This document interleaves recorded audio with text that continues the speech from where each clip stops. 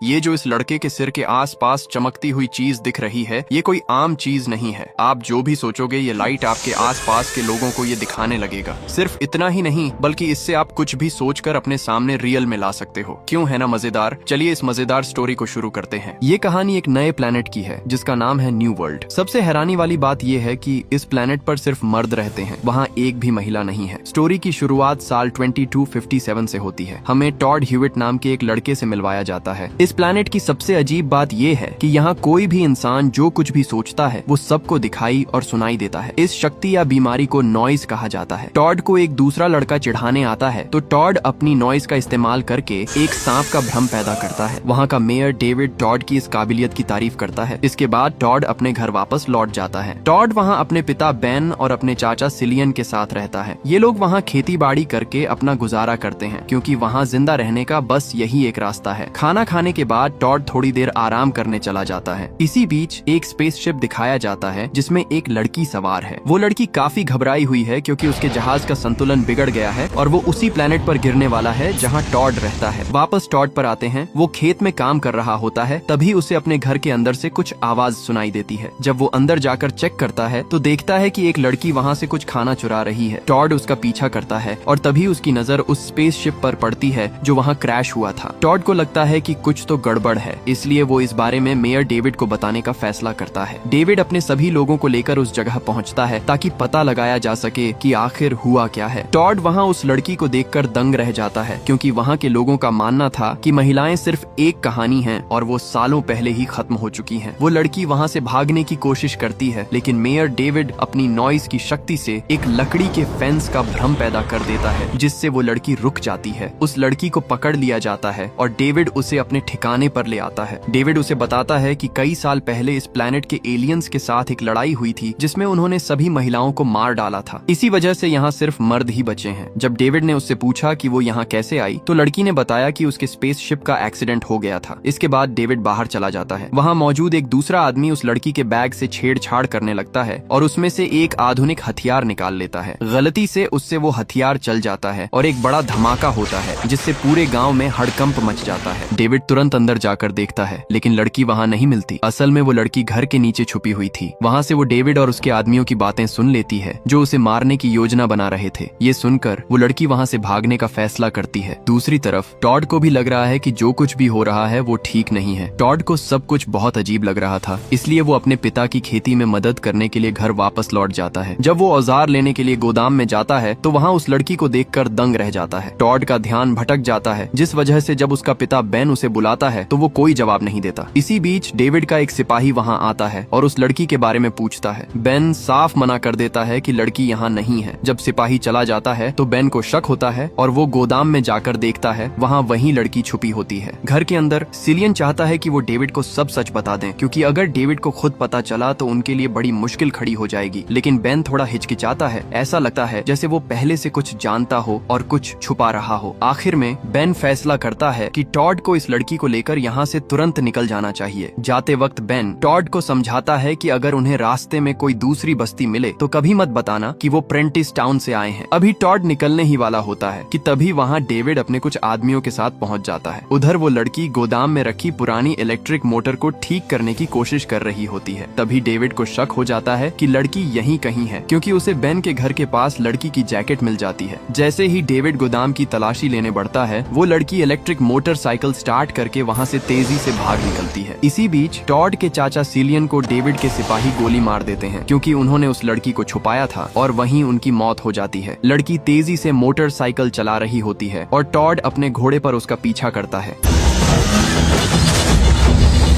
लेकिन बदकिस्मती से वो दोनों एक गहरी खाई में गिर जाते हैं।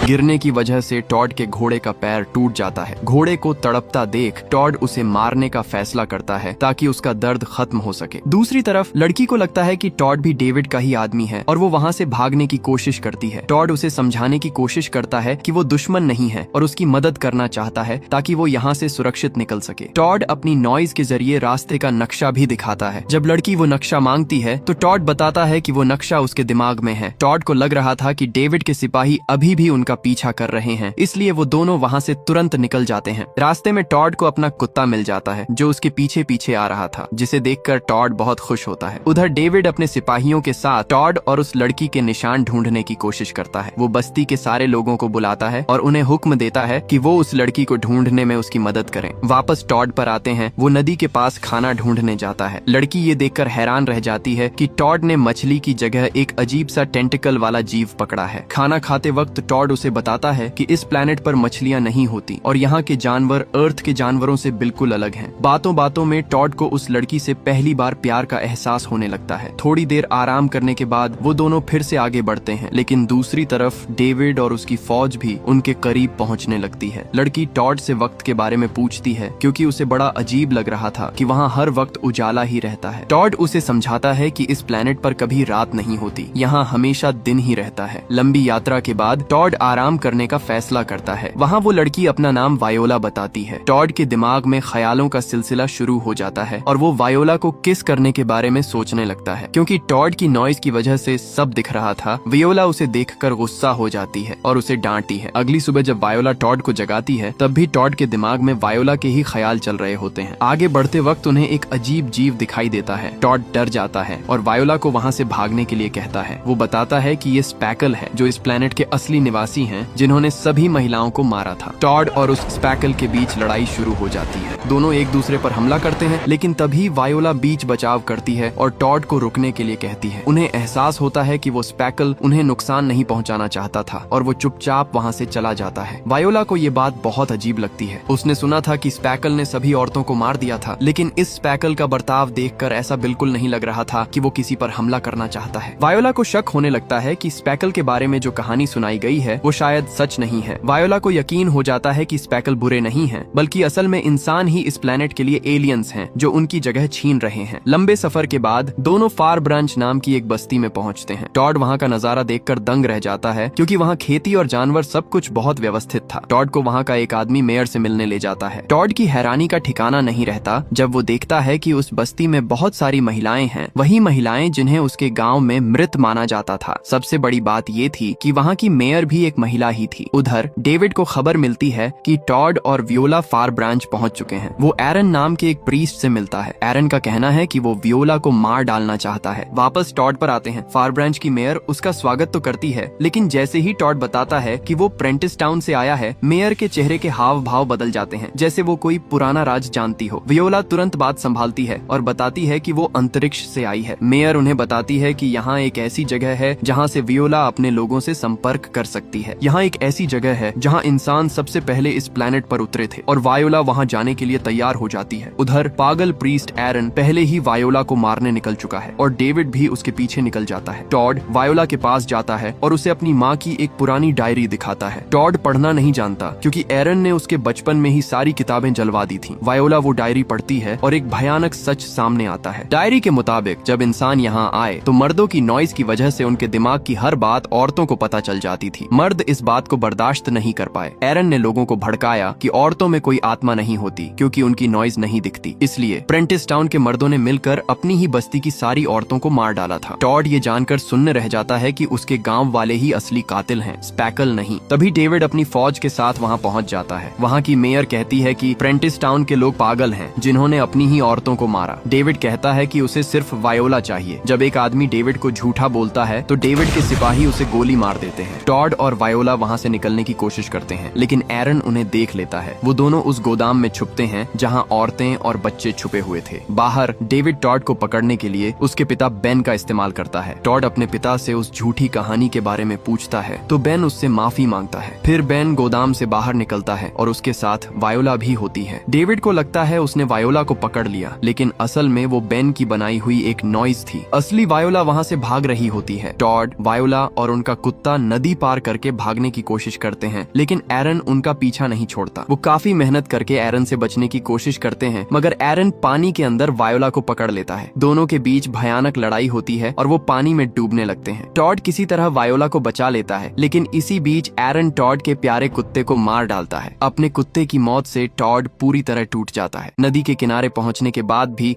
वो सदमे में रहता है और एक शब्द नहीं बोलता। इसके बाद वो दोनों आराम करने के लिए एक टावर के पास रुकते हैं। वायोला देखती है कि टॉड अभी भी अपने कुत्ते के ख्यालों में खोया हुआ है। टॉड बताता है कि उस कुत्ते के साथ उसकी बहुत सारी यादें जुड़ी थीं। वायोला को लगता है कि ये सब उसकी वजह से हुआ है और वो टॉड से माफी मांगती है, लेकिन टॉड उसे दिलासा देता है कि ये उसकी गलती नहीं है। वो दोनों फिर से आगे बढ़ते हैं और उन्हें वही पुराना स्पेसशिप मिल जाता है जो सबसे पहले इस प्लेनेट पर उतरा था। वियोला टॉड को लेकर उस जहाज के नीचे जाती है क्योंकि वहाँ एक ऐसा सिग्नल सिस्टम है जिससे वो अंतरिक्ष में मौजूद दूसरे जहाजों को मदद के लिए बुला सकती है। वो जहाज के अंदर जाते हैं और देखते हैं कि वो इतना बड़ा है कि उसमें कई सारे कमरे हैं। जब वो मेन कंट्रोल रूम तक पहुंचते हैं, वायोला सिग्नल भेजने की कोशिश करती है, लेकिन तभी उन्हें पता चलता है कि जहाज का एंटेना खराब है। एंटेना अपनी जगह से हट गया था, इसलिए टॉड उसे ठीक करने का फैसला करता है। हालांकि टॉड नहीं चाहता कि वायोला उसे छोड़कर चली जाए, लेकिन वायोला की जान बचाने का बस यही एक रास्ता बचा था। दूसरी तरफ डेविड और उसके सिपाही वहाँ पहुँचने ही वाले होते हैं। टॉड किसी तरह सिग्नल सिस्टम को चालू कर देता है। जहाज के बाहर डेविड धमकी देता है कि अगर टॉड बाहर नहीं आया तो वो बेन को मार डालेगा। इसी बीच एरन एक बार फिर वायोला को ढूंढ लेता है और उसे मारने की कोशिश करता है, लेकिन इस बार वायोला होशियारी दिखाती है और अपने लाइटर से एरन को आग लगा देती है। इसके बाद वो तुरंत अंतरिक्ष में दूसरे जहाजों से संपर्क करने लगती है। टॉड बाहर निकलता है, लेकिन डेविड गुस्से में बेन को गोली मार देता है। ये देखकर टॉड का खून खौल उठता है और उन दोनों के बीच भयानक लड़ाई शुरू हो जाती है। डेविड टॉड के हाथ पर गोली मार देता है, लेकिन टॉड दर्द सहते हुए लड़ता रहता है। डेविड अपनी नॉइज से टॉड को भ्रमित करने की कोशिश करता है, पर टॉड पलटवार करता है। टॉड अपनी नॉइज से उन सभी महिलाओं की तस्वीरें डेविड के सामने ले आता है जिन्हें डेविड ने मारा था। डेविड पुरानी यादों और सदमे में खो जाता है और मौका मिलते ही वायोला डेविड को जहाज से नीचे धक्का दे देती है। इतनी ऊंचाई से गिरने की वजह से डेविड की मौत हो जाती है। टॉड की हालत बहुत खराब थी और उसका काफी खून बह चुका था, जिस वजह से वो बेहोश हो जाता है। तभी वायोला का बुलाया हुआ रेस्क्यू शिप वहाँ पहुँच जाता है। जब टॉड की आंख खुलती है, वो खुद को जहाज के मेडिकल रूम में पाता है। वायोला उसके पास बैठी होती है और बताती है कि अब वो सुरक्षित है। वायोला ने फैसला किया है कि वो इस प्लेनेट पर टॉड के साथ ही रहेगी। ये सुनकर टॉड बहुत खुश होता है और उसे एक नई जिंदगी मिल जाती है। इसी के साथ ये स्टोरी खत्म हो जाती है।